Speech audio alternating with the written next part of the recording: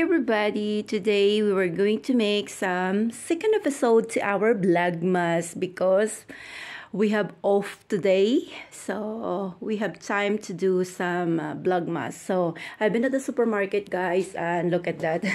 Nandito pa yung aking basket. Gawa nga ng kailangan natin magtanggal ng ating shoes first or yung ating jacket na napakabigat dahil sa sobrang lamig. So, hindi pa ako nakapag-clean ng bahay. So, ito ang kinalabasan ng aming bahay. Hindi pa siya malinis. At kailangan pa natin mag-clean, guys. Dahil I have some plan today. Gagawa tayo ng biko or suman. Ayan. So, lalagay muna natin yung ating pinamalengke. At ipapakita ko sa inyo kung ano ang aking nabili. So, second episode na ng ating Vlogmas, guys. So, dahil wala tayong trabaho today, dahil nga sobrang lamig, so I got some off at my work. Kaya magbablog tayo at may time tayong mag-vlogmas dahil second episode na natin. So, nanggaling nga ako sa supermarket, sa favorite supermarket ko na napaka very affordable and quite cheaper. Sobra in dinner here, guys. Yeah.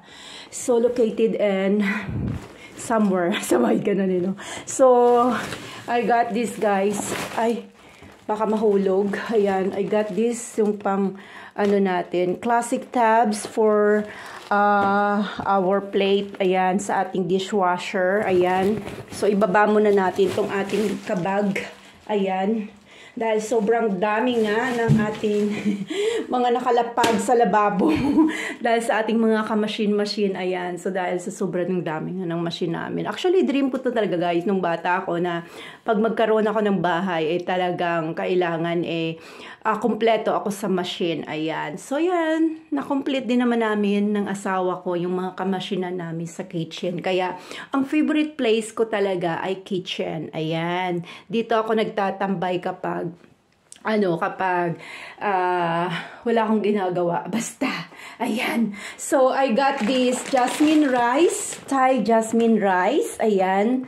So, ay, ilang kilo ba ito? 5 kilo siya, guys. Kasi, para may stock tayo. Ayan. So, 14.75 siya, but 30%. So, I got 9.75 na lang. Ayan. So, 5 kilos ng jasmine rice.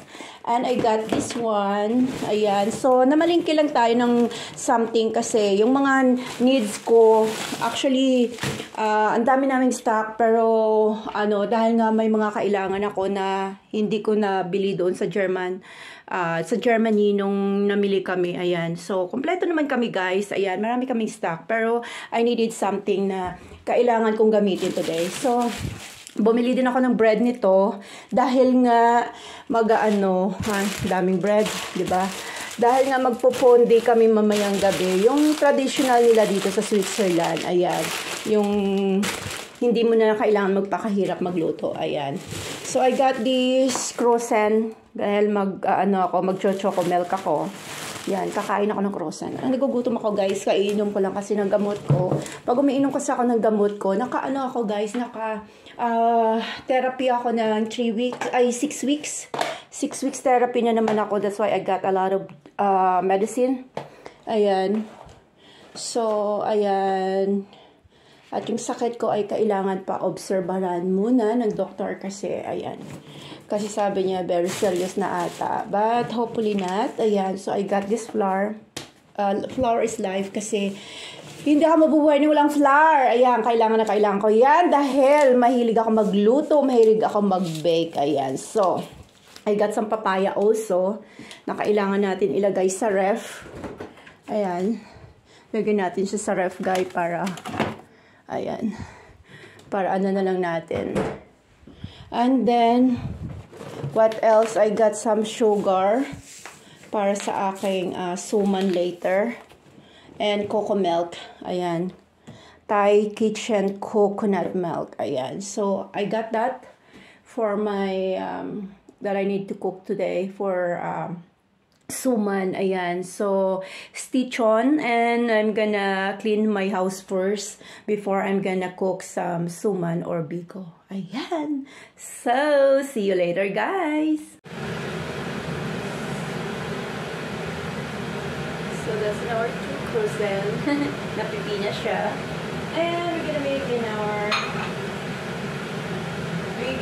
our chocolate. To our